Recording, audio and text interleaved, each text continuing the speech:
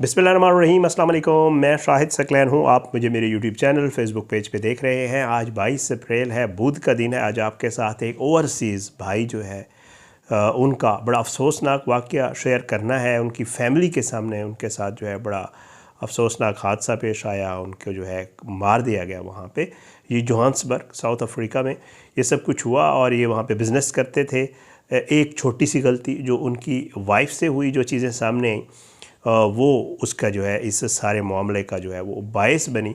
और फिर उसके बाद इससे बड़ी अनफॉर्चुनेट मामला ये हुआ कि जब कानूनी कार्रवाई हुई तो मेरे पास जो लेटेस्ट इन्फॉर्मेशन आई है वो ये है कि जिस शख्स ने इनको मारा उसको भी अदालत ने महज थोड़े ही दिनों में जो है उसको फ्री कर दिया और उससे कहा कि जी इनका कसूर नहीं है, बल्कि कसूर उसका था जिसको मारा गया है। बड़ा अफसोसनाक वाक़या। गलती क्या हुई, ये वाक़या कैसे पेश आया और फिर उसके बाद अदालत में क्या कुछ कार्रवाई हुई, मेरे पास कंप्लीट डिटेल आई हुई है। मेरे ओवरसीज़ पाकिस्तानी बहन भाइयों को ज़रूर कहूँगा कि एहतियात करें। ज़ाहिर बात है वहाँ पे जो क़वानीन होते हैं वो वहाँ के लोगों को ज़्यादा फेवर कर रहे होते हैं, तो बाद में फिर जो है अफसोसनाक ये मामलात होते हैं। मैं आपको ये वाक़या बता देता हूँ। वाक़या जनाब जोहान्सबर्ग का, और यहाँ पे हुआ कुछ यूँ। ये जोहान्सबर्ग का इलाका है, एमरेंशिया, इसको अगर मैं सही प्रोनाउंस कर रहा हूँ इसको, तो एमरेंशिया इसको लिखा जा रहा है। और यहाँ पे ये बड़ा अफसोसनाक वाक़या जो है दिल दहला देने वाला पेश आया। हुआ कुछ यूँ कि ये जो हमारे भाई हैं जिनके साथ ये वाक़या पेश आया, इनका नाम था फैसल रहमान। फैसल साहब जो है ये वहाँ पे बिज़नेस करते थे। ये अपनी वाइफ और 2 बच्चों के साथ गाड़ी में जा रहे थे। जाते हुए हुआ कुछ यूँ कि इनकी जो है अपनी गाड़ी जो है, जैसे होता है ना कि गाड़ी चलाते हुए बाज़ दफ़ा रोड रेज हम इसे कहते हैं, किसी ने आपकी गाड़ी को टच कर दिया, किसी ने आपकी गाड़ी के साथ गाड़ी हल्की सी लगा दी या रेस लगा दी आपके साथ, इस तरह का एक मामला पेश आया। वहाँ पे ये हुआ कि वहाँ के एक शख्स के साथ इनकी हो गई रोड रेज और फिर गाड़ियाँ रुकी और इनकी हो गई आपस में तल्ख़ कलामी। और ये तल्ख़ कलामी जो है वो आहिस्ता आहिस्ता बढ़ गई। इसकी सीसीटीवी फुटेज भी मौजूद है इस तल्ख़ कलामी की, और उसमें वाज़ेह तौर पे देखा जा सकता है। वहाँ उसमें मामला कुछ ऐसा है, मैं यहाँ आपको दिखा नहीं सकता क्योंकि ऐसी चीज़ें हम यहाँ नहीं लगा सकते होते, पॉलिसी नहीं है।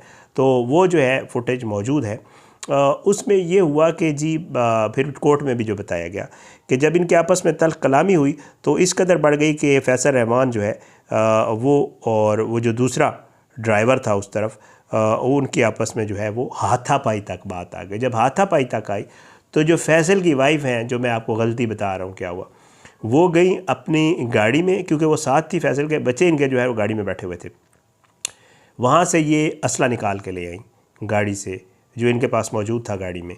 जब ये असला निकाल के आई तो ज़ाहिर बात है जो आगे वाला ड्राइवर था वो भी कोई खाली नहीं था, उनकी गाड़ी में भी असला था। और वहाँ पे मेरा ख्याल से साउथ अफ्रीका में, क्योंकि ये मामलात ऐसे होते हैं, लोग अपनी गाड़ियों में रखते होंगे असला, मुझे साउथ अफ्रीका में रहने वाले मेरे व्यूअर्स बता सकते हैं। तो ये असला निकाल के लिए इनकी वाइफ, और जब ये असला निकाल के लाई तो अगली गाड़ी वाले ने निकाला और उसने ये देखा कि ये खातून ला रही है, तो बताया ये जाता है कि दोनों साइड से फायरिंग हुई। खातून ने भी की, उस शख्स ने भी की। अच्छा, उसको तो कुछ नहीं लगा कि उस खातून फायरिंग कर रही थी, लेकिन उसकी गोलियां जो है वो फैसल को भी लगी, फैसल रहमान को भी, और इनकी वाइफ को भी लगी। वाइफ ज़ख्मी हो गई, फैसल रहमान जो है वो वहीं पे ही गिर गए और वो गिर कर वहाँ तड़पने लगे, ज़ाहिर बात है। और उसके बाद एक सबसे जो खौफनाक चीज़ है, सबसे जो मुश्किल चीज़ है, मैंने वो देखी है फुटेज, उसमें ये हुआ कि इनका जो बेटा है कमसिन, वो गाड़ी से भागा और वो अपने बाप को CPR, जो लोग समझते हैं, बचाने की कोशिश कर रहा है कि शायद उसका बाप बच जाए। इस तरह करने से लोग आसपास खड़े होकर देख रहे हैं। बहरहाल मेडिकल जो वहाँ पे एड है वो आई और उन्होंने जो है हॉस्पिटल शिफ्ट किया। अनफॉर्चुनेटली जो फैसल रहमान है उनकी डेथ हो गई और उनकी वाइफ जो है वो ज़ख्मी है। और दूसरा जो शख्स जिसने फायर किया था उसको पुलिस ने गिरफ़्तार कर लिया। अब वो शख्स गिरफ़्तार हो गया। अब जो मेरे पास लेटेस्ट इन्फॉर्मेशन है जो है, मैं आपको जो है इसकी पुलिस ने वाक़े की संगीनी को देखते हुए कत्ल और इक़दाम कत्ल के मुकदमा दर्ज कर लिए और तहकीकात की जो है वो उन्होंने शुरुआत की। अब जो लेटेस्ट इसके ऊपर ख़बर आई हुई है वो मैं आपको पढ़ के सुना देता हूँ। वो ये है कि बताया ये जा रहा है कि जो कातिल है जिसने ये सब कुछ किया था उसको छोड़ दिया गया। अब छोड़ा क्यों है मैं उसकी तफसील बता देता हूँ। जो अदालती कार्रवाई है, बताया ये जा रहा है कि कातिल के वकील ने मौका अख्तियार किया था कि ये कत्ल नहीं बल्कि सेल्फ़ डिफेंस था। मुदरजा अच्छा उसमें जो है एमरेंशिया शूटिंग केस में वो कहते हैं कि जी कुछ यूँ है कि NPA वहाँ पे जो है वो नेशनल प्रोसिक्यूटिंग अथॉरिटी, उसने बाकायदा तौर पे जो है ऐलान किया है कि वो इस केस में मुलव्वस ड्राइवर के ख़िलाफ़ मुकदमा नहीं चलाएंगे। कानून की ज़बान में से नोले प्रोजिक्यू, वहाँ पे होता होगा कोई ऐसा, या मुकदमा चलाने से इनकार कहा जाता है। ये जो वहाँ का ला समझते हैं लोग वो समझ जाएंगे। अच्छा, इसमें यह है कि वो कहता है कि ये सेल्फ़ डिफेंस का केस है और प्रोसिक्यूटर ने दस्तयाब शवाहिद, गवाहों के बयानात और सीसीटीवी फुटेज का जायज़ा लेने के बाद ये नतीजा अखज़ किया है कि ड्राइवर ने गोली अपनी जान बचाने के लिए चलाई थी। अब इनकी वाइफ क्योंकि पिस्टल निकाल के लाई या असला जो भी उनके पास था, तो जो ड्राइवर था उसने ये समझा कि इससे पहले कि ये खातून मुझे मार दे, उसने गोली चला दी। अब वो बताते हैं कि शवाहिद से ये ज़ाहिर है कि दूसरा फरीक जो फैसल है जारहाना अंदाज में आगे आया था, जिसकी वजह से ड्राइवर को अपनी ज़िंदगी ख़तरे में महसूस हुई कि शायद ये मुझे मार न दे। मुजरिमाना, अच्छा इसमें जो है इरादे की कमी, ये थोड़ा सा एक कानूनी एक तरीक़ाकार होता है, आपको बता देता हूँ। कानूनी तौर पर किसी को सज़ा देने के लिए मुजरिमाना इरादा, मेंजरिया इसको कहते हैं, साबित करना ज़रूरी होता है। इस केस में जो नेशनल प्रोसिक्यूटिंग एजेंसी है वो कहती है कि हमें कोई ऐसे सबूत नहीं मिले जिससे ये साबित हो कि गोली चलाने वाले का मकसद कत्ल करना था, बल्कि ये एक हंगामी दिफाई रद्द-ए-अमल था। ये बड़ी टेक्निकल उसमें उन्होंने वो किया। ड्राइवर के वकील जो है उसका मौक़िफ़ क्या था? ड्राइवर के वकील ने अदालत और तफ्तीशी इदारों के सामने जायज़ दिफा यानी जस्टिफाइबल सेल्फ़ डिफेंस का मौक़िफ़ अख्तियार किया है, जिसके अहम नुकात ये हैं, वो मैं आपको पढ़ के सुना देता हूँ। वकील के मुताबिक उसके मुवक्किल को अपनी और अपनी गाड़ी में मौजूद अफराद की जान का फ़ौरी और संगीन ख़तरा लाहक था, क्योंकि ये खातून असला निकाल के गई थी, तो वो कहते हैं कि जी वो जान गया कि जी इनकी फैमिली को और इसको नुकसान पहुंच सकता है। दलील यह दी गई कि ड्राइवर ने लड़ाई शुरू नहीं की थी, बल्कि दूसरे फरीक के मुश्तइल होने और हमला करने की कोशिश पर अपनी डिफेंस के लिए आखिरी चाराकार के तौर पर असले का इस्तेमाल किया। समझ आ गई होगी आपको। अच्छा, वो कहते हैं वकील ने सीसीटीवी फुटेज को बतौर सबूत पेश किया ताकि ये साबित हो सके कि ये एक हादसाती दिफाई अमल था, ना कि पहले से सोचा समझा मंसूबा। अब वो ये कहते हैं कि मुतासरा ख़ानदान के लिए कानूनी रास्ते, अब ये मतलब उन्होंने कहा है कि नहीं जी केस नहीं चल सकता। उन्होंने जिस बंदे ने ये मारा था इनको, फैसल को और उसकी वाइफ को ज़ख्मी करा, उन्होंने इसको फारिग कर दिया। अब वो नीचे ये लिखते हैं कि इनके पास तरीक़ाकार क्या है।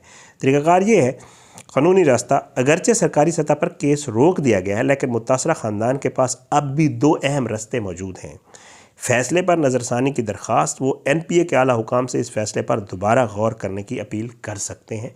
अपील का हक़ होता होगा वहाँ पे, जैसे हमारे कोर्ट्स में होता है, तो अपील पता नहीं हमारे कोर्ट्स में तो सालों लग जाते हैं, शायद वहाँ जल्दी हो जाती हो। साढ़े कोलते थे अपील लगे तो फिर समझ लो कि ना ही समझिए। मैंने अक्सर ऐसे केसेस आपके सामने रिपोर्ट भी किए हुए हैं जिनकी अपील पेंडिंग है। सबसे बड़ा केस आपको याद होगा, मैंने एक रिपोर्ट किया था मोटरवे ज़्यादती को, हाई कोर्ट में अब तक अपीलें पेंडिंग हैं और वो अभी तक नहीं लगी हैं, और उस अपीलों को भी लगने में तकरीबन 5-4 साल हो गए। बहरहाल वो कहते हैं कि जी एक तो नज़रसानी का इनके पास ऑप्शन है, दूसरा ये है कि ये प्राइवेट प्रोसिक्यूशन कर लें, यानी निजी मुकदमा। जनूबी अफ्रीका के कानून के तहत अगर रियासत मुकदमा ना चलाए तो मुतासरा फरीक निजी इस्तगासा के ज़रिए, मतलब इसको प्राइवेटली करना पड़ता होगा, ख़ुद मुकदमा अदालत में ले जा सकता है, बशर्ते कि उसके अखराजात ख़ुद बर्दाश्त करे। फिर हुकूमत नहीं करती। जी हाँ, पुलिस रिपोर्ट्स और ऐनी शाहिदीन के बयानात के मुताबिक सूरत हाल कुछ यूँ थी कि मकतूल ने ख़ुद तो गन नहीं तानी थी, बल्कि उसकी अहलिया ने गाड़ी से असला निकाला था। वाक़े की तफसीलात के मुताबिक दो ड्राइवरों के दरमियान मामूली तसादुम के बाद हाथापाई शुरू हुई। झगड़े के दौरान मकतूल की अहलिया गाड़ी की तरफ गई, वहाँ से असला निकाला। खातून असला लेकर आई तो दूसरे ड्राइवर ने भी अपनी गन निकाली और फायरिंग शुरू कर दी, और ये सारा कुछ जो है इस फायरिंग के नतीजे में हुआ। और मुख्तसर ये कि केस बंद और कातिल को जो है वो रिहा कर दिया गया है। ये इसकी तफसील है। बड़ा अफसोसनाक वाक़या। ये पाकिस्तानी हमारे एक भाई थे साउथ अफ्रीका में, फैसल रहमान। मेरे पास ये डिटेल्स आई थी, किसी ने मुझे भेजी थी कि शायद भाई इसके ऊपर ज़रूर बात कर लें। मैंने कहा इसके ऊपर बात करें। और जो मेरे ओवरसीज़ पाकिस्तानी बहन भाई हैं, मेरे बहुत सारे व्यूवर्स हैं, स्पेशली UK, USA और उनमें कंट्रीज़ में, भाई एहतियात किया करें यार। मतलब सीधी सी बात है, मैं तो ये करता हूँ, मैं अब खुद इस चीज़ पे वो करता हूँ, अमल करता हूँ, तो आपको भी यकीनन कहूँगा बहुत ज़्यादा होता है ये रोड रेज। आजकल लोगों का ना जो ज़हनी हालत है वो बड़ी अजीबोगरीब हुई है। आप कोई एक्सपेक्ट नहीं कर सकते अगला बंदा किस पोजीशन में है, उसकी इस वक्त जो किस स्टेट ऑफ माइंड में है। तो खुदारा एहतियात करें, किसी आपको कोई पता नहीं पाई हो, आपके साथ किसी का अगर कोई गुस्सा हो जाए, गाड़ी शाड़ी लग भी जाए, मैं तो कहता हूँ भाई जी जान छोड़ दो, तो तुझे ठीक हो, मैं गलत हूँ, सॉरी मुझसे गलती हो गई। क्योंकि कोई सूरत हाल नहीं है, लोगों के जो मामलात हैं, यकीन करें अब ब्लेम भी नहीं कर सकते, पता नहीं आजकल जो हालात चल रहे हैं, अल्लाह माफ़ करे, हर किसी का दिमागी जो है ना वो मामला ख़राब हुए हुए। अल्लाह ताला जो है फैसल रहमान साहब जो है उनकी मग़फ़रत फ़रमाए, उनके लवाहिकीन को सब्र जमील अता फ़रमाए। जो केस जिस तरह रिपोर्ट हुआ है और जिस तरह चीज़ें सामने हैं मैंने आपके सामने शेयर कर दी हैं। बाकी जो है अल्लाह ताला जो है उनके बच्चों के लिए आगे के लिए आसानियाँ करे। बहरहाल दरख्वास्त हुई है कि एहतियात किया करें। इजाज़त, इंशाअल्लाह अगली वीडियो में मुलाकात ज़रूर होगी। अपनी दुआ में याद रखिएगा। अल्लाह हम सबको अपने ज़मान में रखे, अल्लाह हम सब पे अपना रहम करम करे। इजाज़त दें। पाकिस्तान जिंदाबाद। अल्लाह हाफ़िज़।